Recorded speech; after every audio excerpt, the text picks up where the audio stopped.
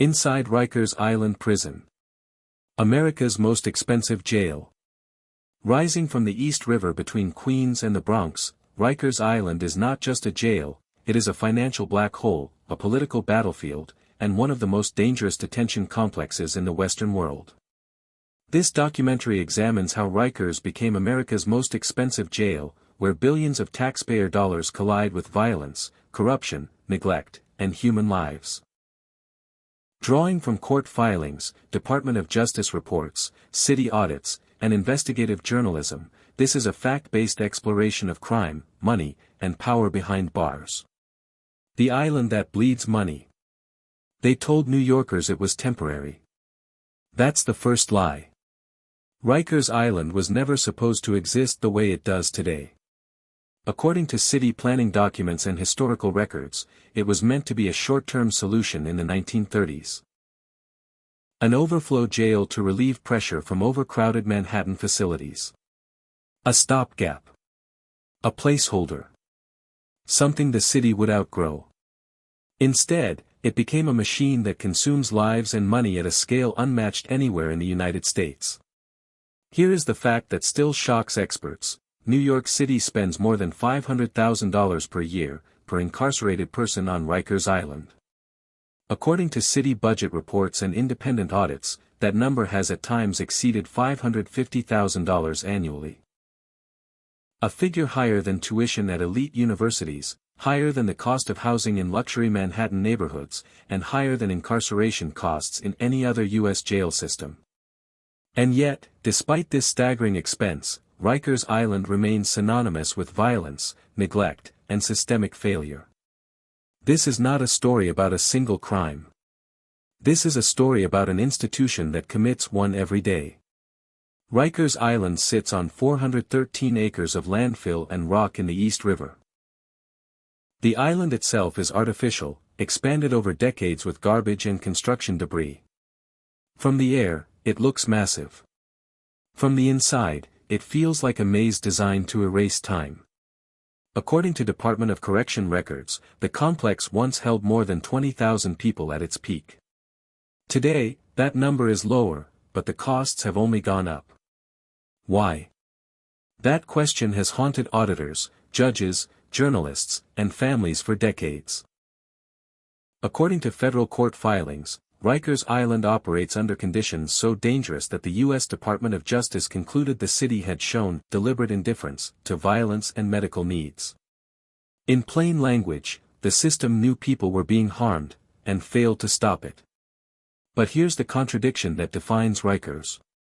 If New York City is spending more than $500,000 per inmate each year, where is the money going? It's not going to safety. It's not going to rehabilitation. And it's not going to reducing crime. So where does it go?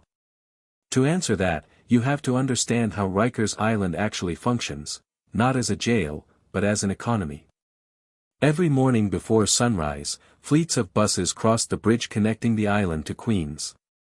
Correction officers, nurses, maintenance crews, administrators, contractors, and supervisors pour in. According to payroll data released by the city comptroller, staffing costs account for a massive portion of Rikers' budget, driven by overtime. Overtime is the engine. Investigations by the New York City comptroller and independent watchdogs have shown that correction officers at Rikers routinely earn double or triple their base salaries through overtime. In some years, overtime spending alone exceeded $300 million. Court filings revealed officers working 16-hour shifts, back-to-back days, sometimes logging more hours on paper than physically possible. In multiple cases, city audits flagged potential abuse. According to reports, officers called in sick en masse, then returned on overtime pay when staffing shortages hit crisis levels. The city paid anyway. It always paid. Because if Rikers shuts down for even a day, the entire criminal court system of New York City collapses. This creates leverage. And leverage creates silence. Inside the housing units, the consequences are immediate. According to DOJ findings and lawsuits filed by public defenders, chronic understaffing leaves entire cell blocks unsupervised for hours. In some units, one officer is responsible for more than 50 detainees, many of them unconvicted, legally presumed innocent, awaiting trial simply because they cannot afford bail. This is another verified fact. Historically, the majority of people held at Rikers have not been convicted of a crime. They are pretrial detainees. According to data from the New York City Department of Correction, many are accused of low-level offenses. They are here because they are poor. And poverty is expensive, especially when monetized by the system. Violence fills the vacuum. According to federal monitors, Rikers Island has long recorded some of the highest rates of inmate-on-inmate and inmate-on-staff assaults in the nation. Court documents describe slashings, beatings, and stabbings using improvised weapons, often in areas with broken cameras or no supervision. In several high-profile cases confirmed by news reports, incarcerated individuals were beaten to death or left untreated after severe injuries. These deaths triggered lawsuits that cost the city tens of millions of dollars in settlements, money that came directly from taxpayers. Every lawsuit becomes another line item. Every injury becomes another bill. And the system absorbs it without changing.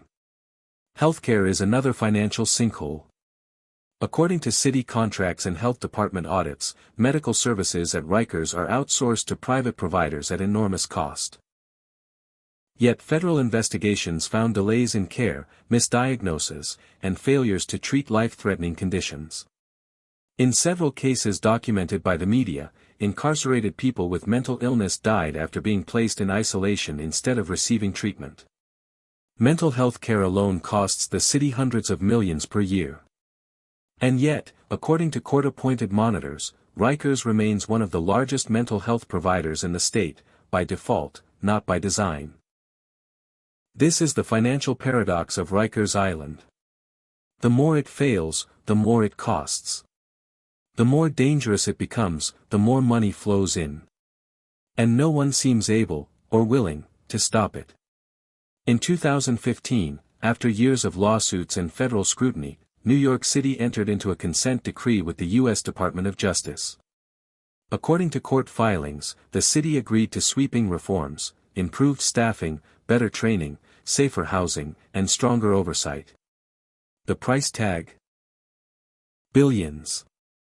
And yet, according to subsequent monitor reports, many of those reforms stalled or failed outright. Why? Because Rikers Island is not just a jail. It is a political liability wrapped in a financial dependency. Closing Rikers would require replacing it. Building new jails. Hiring new staff. Relocating detainees. Rewriting decades of contracts and union agreements.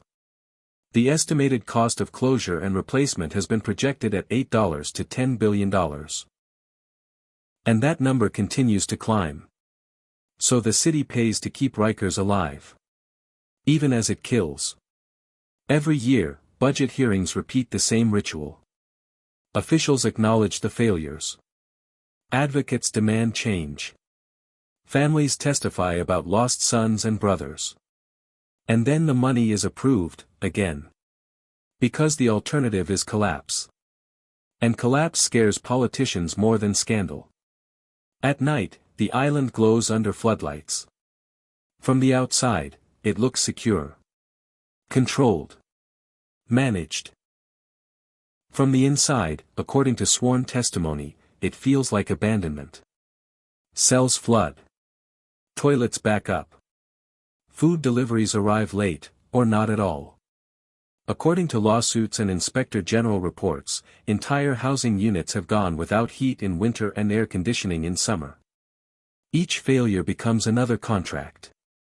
Another emergency payment. Another justification for overtime. This is the true crime of Rikers Island. Not a single act of violence, but a system engineered to consume public money while producing human suffering at industrial scale. And the most disturbing part? Everyone knows. Judges know. According to court transcripts, some openly question why defendants are sent there at all. Prosecutors know. Defense attorneys know. The city knows. And still, every day, the buses keep coming. In the next chapter, we will go inside the violence itself. How money, neglect, and power combine to turn Rikers Island into one of the deadliest jails in the Western world, and why reform efforts repeatedly collapse under their own weight. Because to understand the cost of Rikers Island, you have to understand who benefits when nothing changes. Violence as a line item. The first assault usually isn't reported. That's not speculation. According to Department of Justice findings and internal Department of Correction incident reviews, a significant number of violent encounters at Rikers Island never make it into official statistics. Some are classified as minor. Some are logged hours later. Some disappear entirely in paperwork. Violence at Rikers is not an accident. It is a predictable outcome of how the system is funded, staffed, and managed. According to Federal Monitor reports filed in court, entire housing units routinely operate without adequate supervision. Officers are reassigned, pulled into overtime elsewhere, or simply unavailable. Cameras malfunction. Radios go unanswered. When violence erupts, response times stretch from minutes into half hours.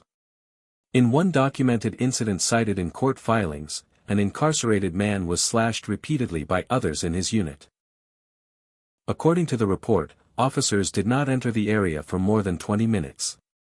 By the time medical staff arrived, he had lost a critical amount of blood. He survived, but the city later paid a settlement after litigation alleged delayed response and negligent supervision. That settlement was confidential. The cost was not. According to city budget disclosures, settlements related to jail violence and misconduct have cost New York City hundreds of millions of dollars over the past decade. Each case follows a familiar pattern: injury, lawsuit, payout, silence. And then it happens again.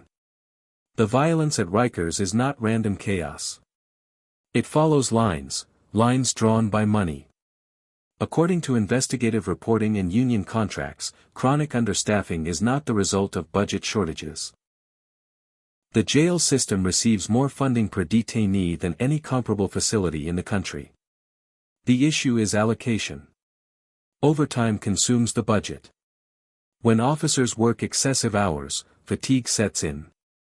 Federal investigators documented staff falling asleep on duty, abandoning posts, or avoiding confrontation to reduce paperwork and injury risk. In sworn testimony, some officers admitted they avoided entering volatile housing units unless absolutely necessary. That vacuum becomes power. Inside Rikers, informal hierarchies emerge quickly. According to court records and news investigations, certain detainees gain control over housing units through intimidation and violence. We are not naming individuals here. These dynamics are widely documented and systemic. Weapons are improvised from everyday materials, razor blades melted into toothbrushes, metal fragments sharpened against concrete, broken furniture repurposed into clubs. According to Department of Correction incident logs, slashings are among the most common serious assaults. And here is the financial link most people miss. Every violent incident increases costs. Medical transport. Emergency care. Hospital guards. Lawsuits. Workers' compensation.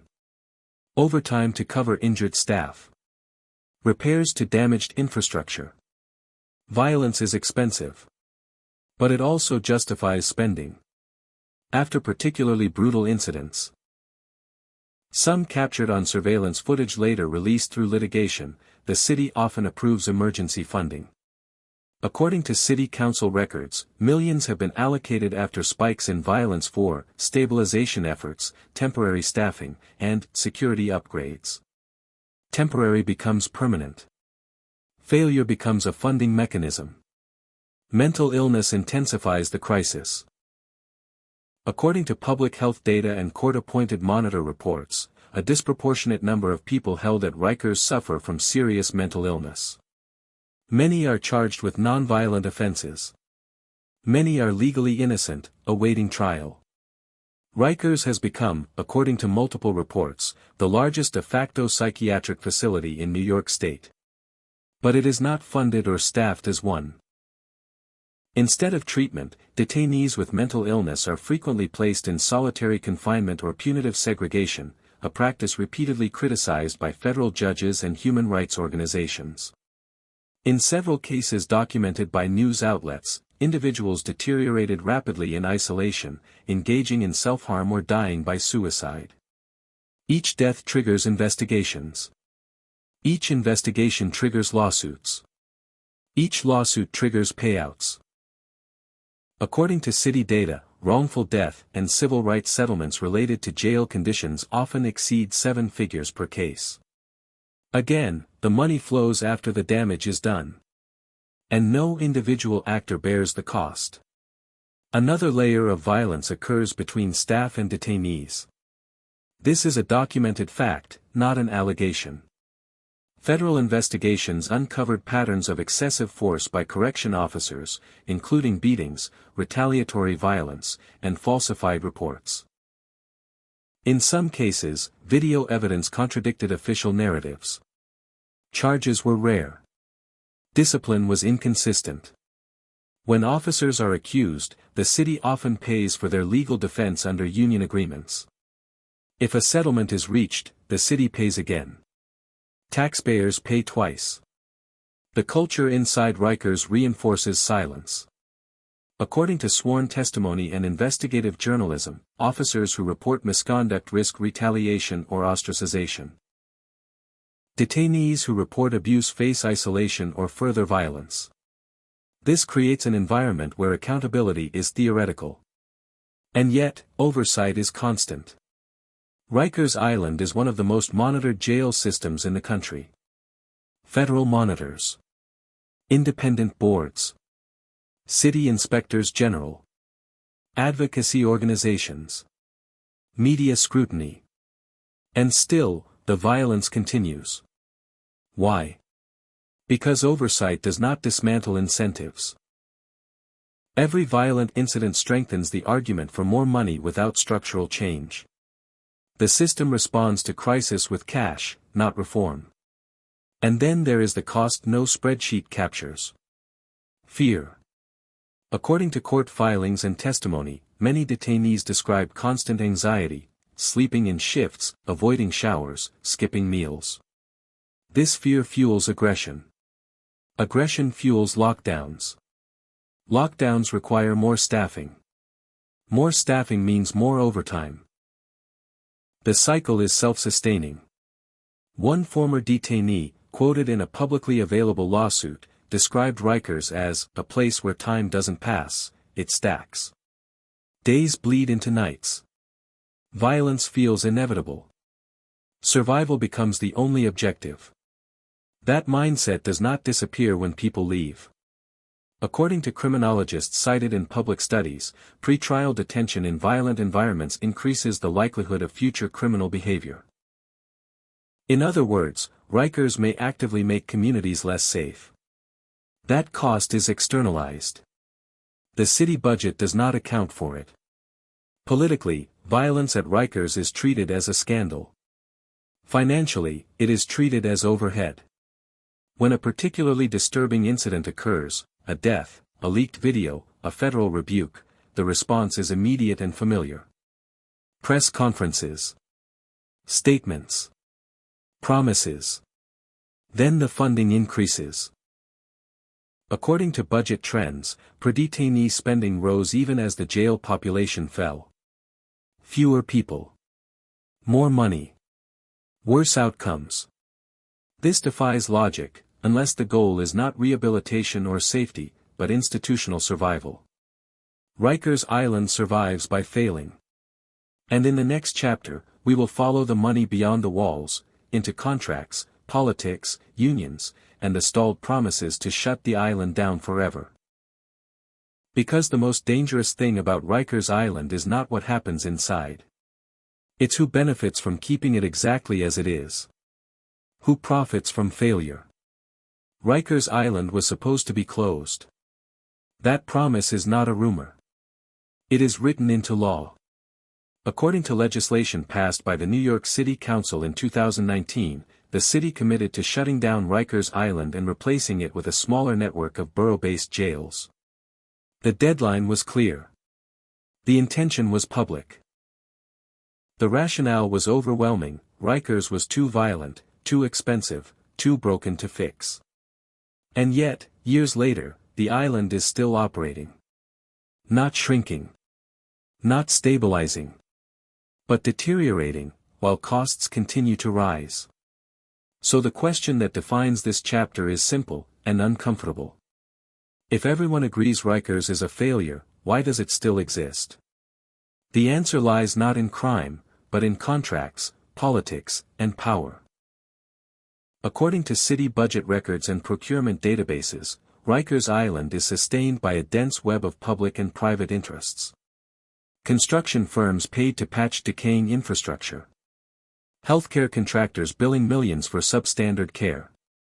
Food service vendors supplying meals that have triggered repeated complaints and lawsuits. Technology companies installing surveillance systems that routinely fail. Each failure generates a new contract.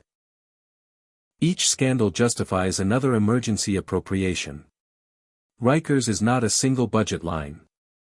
It is an ecosystem. Start with construction. Because Rikers is built on landfill, its infrastructure constantly fails. According to engineering assessments and city maintenance records, buildings sink, crack, and flood. Electrical systems malfunction. Plumbing collapses.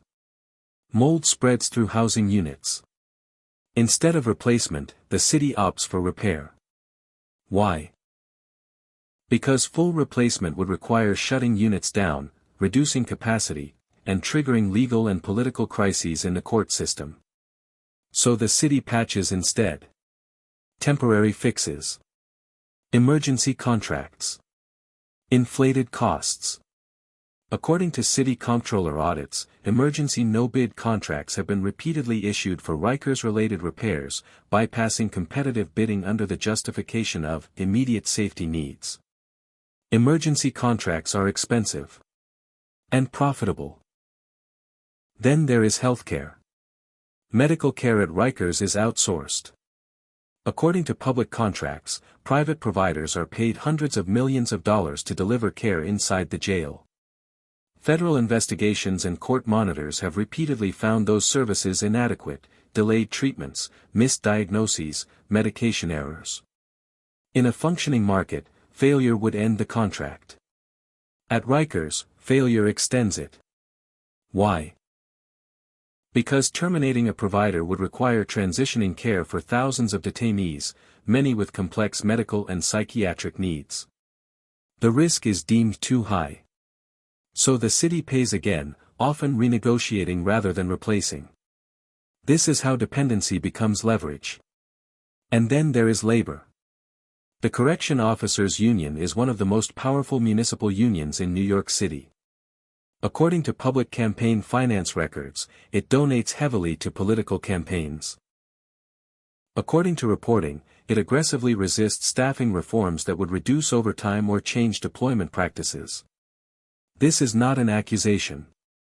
It is a structural reality. Overtime is not a flaw in the system. It is the system. According to payroll disclosures, a small percentage of officers account for a disproportionate share of overtime pay. In some years, individual officers earned more than $300,000 annually, largely through overtime. Attempts to cap overtime have repeatedly stalled. According to City Council hearing transcripts, proposed reforms were met with warnings: staffing shortages, security risks, mass resignations. In other words, change would cost too much. So the city pays more instead. Politicians are trapped in the middle. No mayor wants Rikers on their legacy. Every mayor promises reform. According to public statements and press conferences, every administration since the 1990s has pledged to fix or close the island. But closing Rikers requires political capital and time.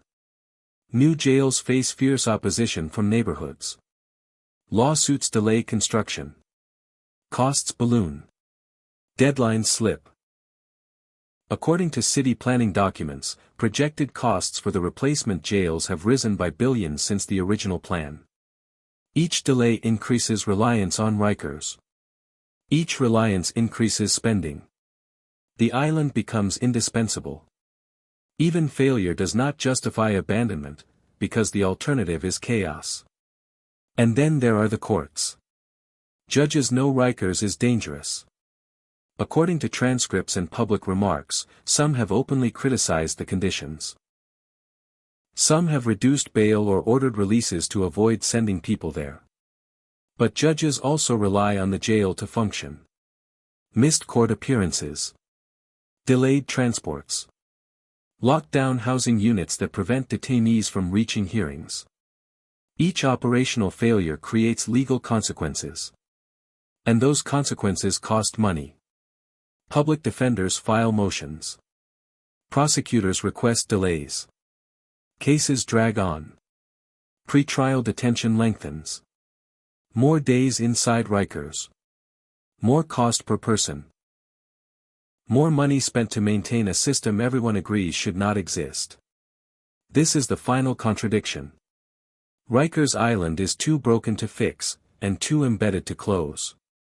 According to federal court filings, the situation has become so dire that a judge considered removing the jail from city control entirely, appointing an independent receiver. That is an extraordinary measure, reserved for institutions deemed incapable of reform. Even that solution carries massive cost. And still, the island stands. At night, from the shoreline, you can see the lights. From the outside, it looks orderly. Controlled. Necessary. But necessity is not the same as justice. Rikers Island has become a monument to how systems persist long after they fail, because too many people are paid to keep them alive. This documentary began with a question: why is America's most expensive jail also one of its most violent? The answer is not hidden. Violence justifies funding. Funding sustains failure. Failure creates dependence. Dependence resists change. And somewhere in that cycle, human beings are reduced to line items. According to public records, court filings, and decades of reporting, Rikers Island is not broken by accident. It is broken by design, and maintained by money. Until that design changes, the island will continue to consume billions, destroy lives, and stand as proof that the cost of incarceration is not measured in dollars alone. It is measured in how long a society tolerates what it knows is wrong. The price we pretend not to see. When people talk about crime, they usually talk about fear. They talk about danger. They talk about punishment. They rarely talk about cost. Not the number printed in a budget document. Not the figure buried in a city report. But the real cost, the kind that compounds quietly, year after year, until it becomes invisible through familiarity. Rikers Island did not become America's most expensive jail overnight. It became that way slowly, through decisions that felt reasonable in the moment. An emergency fix instead of a permanent solution. Overtime instead of reform. Settlements instead of accountability. Promises instead of action. And every time the system failed, it was given more money to fail again. This is the uncomfortable truth at the heart of this story. Rikers Island is not sustained by ignorance. It is sustained by acceptance. Acceptance that violence is inevitable. Acceptance that neglect is unavoidable. Acceptance that some lives are simply more expensive to protect than others. According to public records, court filings, and decades of investigative reporting, nothing happening on that island is a secret. The deaths were documented. The warnings were issued.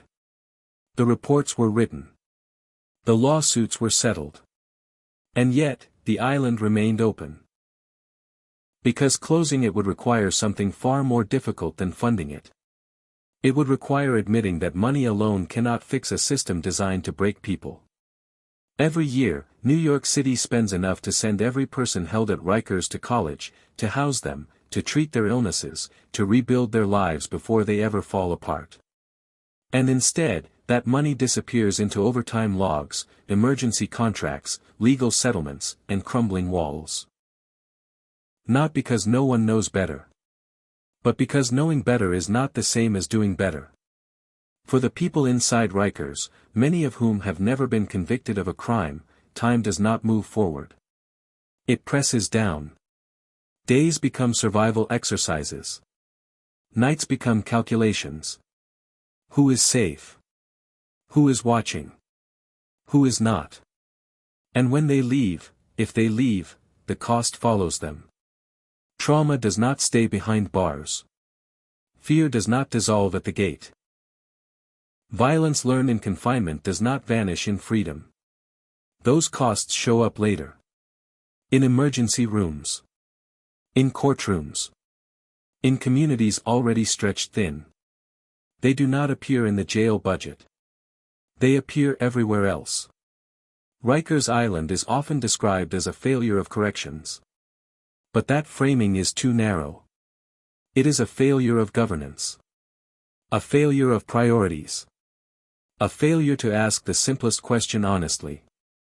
What is this system actually producing? Because if the answer is violence, lawsuits, and human ruin, then it is doing exactly what it was built to do. And that is the hardest truth of all. Systems that do not work are dismantled. Systems that keep operating are serving someone. This documentary is not an argument for chaos. It is not an argument for ignoring crime. It is not an argument against accountability. It is an argument against pretending that suffering is an acceptable operating cost. Rikers Island is a mirror held up to modern justice in the wealthiest city in one of the richest countries on earth. If this is the best we can do with unlimited data, unlimited oversight, and unlimited money, then the problem is not resources. The problem is will. Until that changes, the island will remain. The budgets will grow. The reports will pile up. And the same question will echo every year, unanswered. How much are we willing to spend to avoid real change? This story is not over. It is still being written. Every night the lights stay on, every time another bus crosses the bridge, every time another life becomes a line item. And one day, when the island finally closes, the true cost will not be measured by what was spent. It will be measured by how long it took to stop.